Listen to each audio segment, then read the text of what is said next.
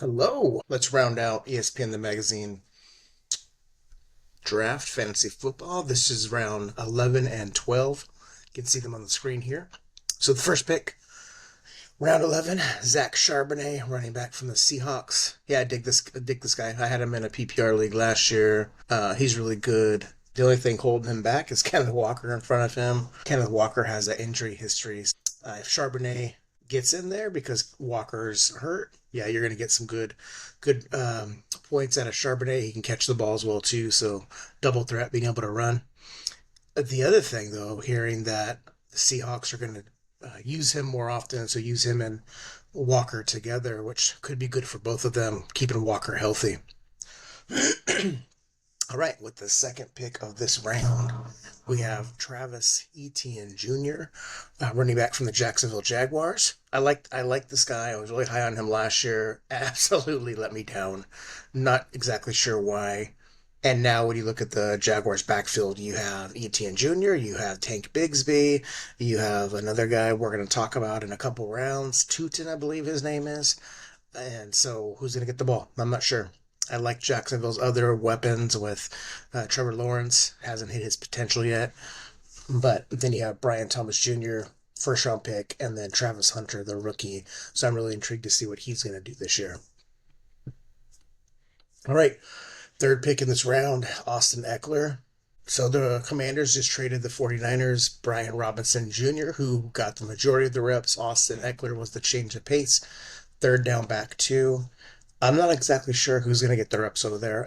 Eckler will probably still be in that role. And then you have, I think his name's Chris Rodriguez, but I'm hearing about this guy, Bill Koski or something like that. Late round pick, but he's got a lot of buzz around him.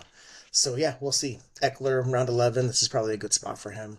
But and then the Commanders clearly like their backfield without Brian Robinson Jr. So keep an eye on those guys, but keep an eye out for Bill Koski. Bill's not his first name. It's just I need to get the story of why they're calling him that. It's pretty funny if you're watching like the fantasy footballers and those guys just start cracking jokes and really good stuff. All right, fourth pick in this round 11, Kyler Murray, quarterback from the Cardinals. Yeah, Kyler. He has all the talent to be a top three, four quarterback. I think it all comes down to his work ethic. There's been questions about he's playing video games instead of, studying the playbook, putting those extra reps in.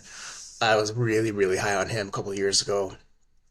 Because he can run, he can create on any given play. He tears up my team, the 49ers, with his legs all the time. It's pretty maddening. But from a fantasy standpoint, I feel like he's been inconsistent. However, quarterback nine, I'm going to bounce between Kyler and Bo Nix at this point. I'd be happy with either one of them. This far in, you'll see Nix down here in a few picks. Murray has McBride. He's got Marvin Harrison Jr., uh, James Conner, and then Trey Benson. So there's a lot of weapons over there in Arizona. Just Kyler's got to put it together, and I think a lot of it's going to come from that drive and work ethic. With this next pick, it's Michael Pittman. Oh, excuse me. I skipped Jonnu Smith, tight end. He's now with the Steelers, I believe. I think he got traded after this magazine came out. He's going to be one of those top targets for Aaron Rodgers. And then, they got Pat Fryermuth on the other side, tight end. So that could be a really cool double tight end set. Yeah, Aaron's in the 40s. I'm not sure what we're going to get out of him, but he has some weapons. DK Metcalf. There's a couple other speedy receivers I like. Quite a few running backs. I'm not sure who's going to be the main back. Caleb Johnson.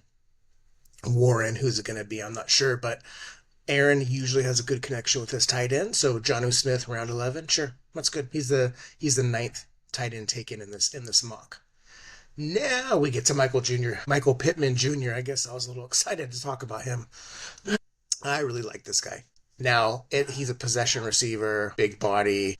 If he starts scoring more touchdowns, you move him up the rankings. I think he's suffered from inconsistent quarterback play recently. Anthony Richardson, his consistency, accuracy has not been good yet. Then he's injury prone, but we just got the news that Daniel Jones is going to be the starting quarterback for the Colts. Not the move I would have gone with, but I don't get paid the big bucks. But what I think that means for Michael Pittman Jr., what it means for Josh Downs, the other receiver, Alec Pierce, Jonathan Taylor, Ty Warren, the rookie, is you're going to have a more consistent offense with Daniel Jones. And I like their weapons. I think they have enough weapons to be competitive and run with some teams as long as that offensive line can protect them. So Michael Pittman Jr., tons of mock drafts I've done. I'm picking him up late in a lot of them. Now we have Mark Andrews. So tight end with Baltimore. I had this guy last year. He did pretty much nothing for me the first few weeks. I think I ended up dropping him, and then after that, he just was a touchdown machine. So his stats from last year are inflated from all the touchdowns he got. I expect he's gonna come back to reality. Maybe his yards and catches will go back up to what we were used to out of Andrews, but I don't know. Getting up there, longer in the tooth. Isaiah Likely is a good backup tight end. He might bypass Andrews this year. Zay Flowers is there. Baton. Love Lamar Jackson. And then they got some good runners with Derrick Henry, Justice. I'm forgetting Justice's name. Justice Smith? Justice Hill. I found it. Justice Hill. So, yeah, with that Baltimore defense, it's just hard to know who's going to get the ball. But tight end 10, Mark Andrews, so you can do a lot worse. All right, now we have this other running back on the Jaguars I talked about, Bashol Tutin. Hushol Tutin. I think I can have to find out how to pronounce his name. Yeah, it goes back to what I said about Travis Etienne with the second pick of this round. I'm just not sure who's going to get the carries. But, at this point in the draft, it's worth putting a flyer on this guy. With ninth pick, Bo Nix. Oh man, I'm so high on Bo this year. That Broncos offense, tons of weapons. I like Sutton receiver, Marvin Mims Jr. He's one of my sleeper picks this year. And I just think Sean Payton's one of those offensive gurus. He runs a tight ship. Not everyone likes him, but he's productive. When he was with the Saints head coach and Drew Brees running the show, those teams are really really good. So Bo Nix, he can do it with his legs, do it with his arms. What he showed in his rookie year, he's smart with the ball. So yeah, I'm very high on on Bo here. And then with the last pick in this round, Hollywood Brown. He's over there with the Chiefs. If he's healthy, which he hasn't been in a while, this could be a great resource for Patrick Mahomes and the other receivers there with Rashee Rice. He's going to be suspended at some point. So Brown could be getting a lot of the targets. You got Travis Kelce still there, also getting older, but he's still relevant. The Juju Smith-Schuster. So they have weapons over there at the Chiefs, but I do like Hollywood Brown. I just have questions about his health. Round 12. In the first pick of this round, Rashard White. This guy went a lot higher last year in drafts. He was going to be the number one guy for the Buccaneers in the backfield. And then here comes Bucky Irving, and Bucky was doing really well. I still like Rashard White. He's a receiving back, so in a PPR, he's going to have advanced value there. Tons of weapons over there. You'll see at pick 8 in this round, Emeka Abuka. I butcher this guy's name so much all the time, the rookie. And then you have Mike Evans. You have K-Dot, and you have Chris Godwin, depending on when he comes back. So a lot of options for Baker Mayfield. I'm expecting this offense to be rolling for most of the year. With the second pick, Caleb Williams. He's the 11th quarterback taken in this draft. He's here with the Chicago Bears. Ben Johnson now quarterback. Roma Dunze, DJ Moore. They drafted Luther Bird in the third, I believe. 2 tight ends, and Cole Kmet and Loveland. And then you have DeAndre Swift. So tons of weapons.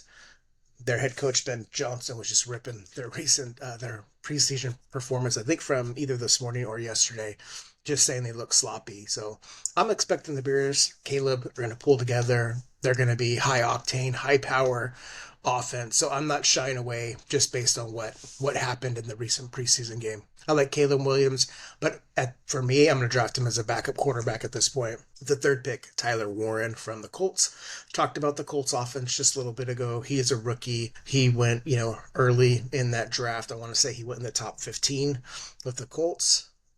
Recent years, rookie tight ends have done really well. Sam Laporta, for example, 2 years ago, he's somebody that I picked up. So I'm expecting Warren to have some good numbers. It's the same thing with Loveland, which you'll see. You see down there around 13. Loveland was the other tight end taken, and for the Bears. But yeah, I would not hesitate drafting Tyler Warren as my number one tight end. He's tight end 11 here, but he's a guy that he's moved up in my rankings quite a bit, especially with Daniel Jones being the quarterback. And with the fourth pick, you have former San Francisco 49er Jordan Mason.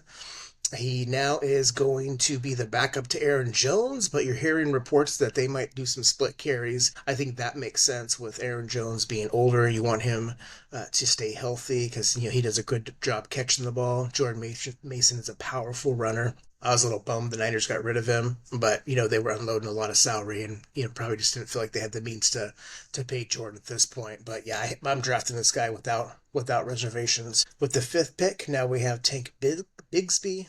But his two other running mates went ahead of him in round 11. What I'm hearing now is Tank should be the first one drafted. He's probably going to be on the fields for down one, down two, and then once it comes third down, Travis Etienne's going to be out there. And then I'm not sure about Tootin yet, but if you give me all three the option to draft, I'm taking Tank first. Love his name too. What a great football name. Tank Bigsby. Gonna run you over. With the sixth pick, Najee Harris, Los Angeles Chargers. He had that firework accident, which I believe got something in his eye. I think he's recovered, but he hasn't had a lot of training camp opportunities. And Marion Hampton is the rookie running back, which I just love that guy. I'm hoping to get him on one of my squads this year. But round 12, Najee Harris, yeah, sure. I think that's a good spot to have him just in case. And then if him and Hampton end up splitting carries, that's not too bad. And then if you have injury, you have Najee, who's a proven running back with his time over there in Pittsburgh. And seventh pick, round 12, Justin Fields. He's quarterback 12 taken.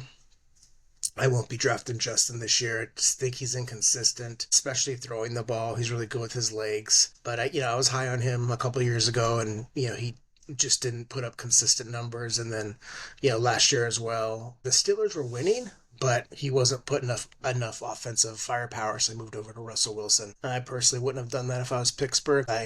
If you're winning, keep a good thing going. But now he's on the Jets, so we'll see what he can do with Garrett Wilson. I'm expecting Garrett to have just as good as numbers as he did, with Aaron Rodgers and, other quarterbacks that have gone through that mess of a Jets, quarterback room. And then you have Breece Hall and Braylon Allen as the running back. So we'll see what happens for Justin Fields. But yeah, I don't plan on drafting him. And now you have with the eighth pick in round 12, Mecca Egbuka. I'm again butchering this name. Everything I hear about this guy, people are really high on him. Good college numbers.